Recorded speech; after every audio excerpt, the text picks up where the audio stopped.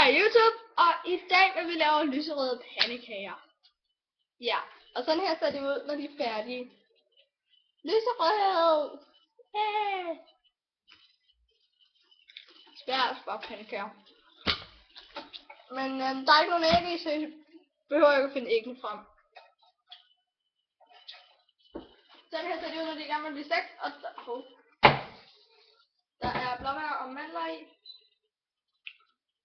Fantastisk. Og ja, det er lyserøde pandekager med blåbær og mandler. Der er noget hvedemel i, og sukker, og en liter mælk. Ja. Jeg skal lige bruge den her. Så.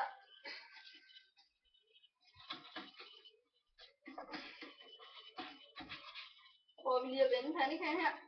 Wow! Den er så flot. Min første lyserøde pandekage nogensinde.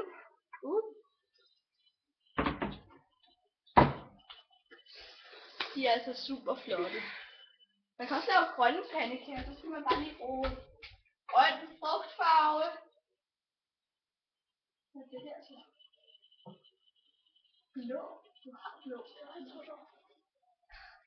Så skal man altså bruge grøn frugtfarve, hvis du skal lave grønne pandekager. Det har vi ikke kastet os ud i dag. Desværre, men det gør vi nok en anden gang. Tror vi. Den er ret flot, den her pandekage. Wow. Og den er fantastisk. Så, ja. Skal lige se noget under. Så er vi ved at være der.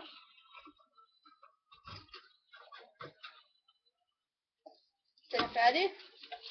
Så skal vi lige have den over på tallerkenen.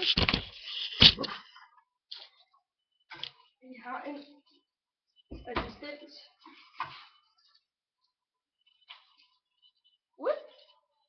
Fantastisk. Så det var vores tredje pandekage. Hey! Okay, du er meget bedre til at lave pandekager end mig. Nå ja, men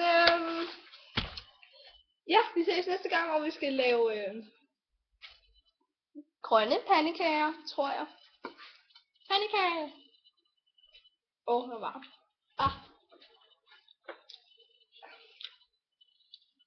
Farvel.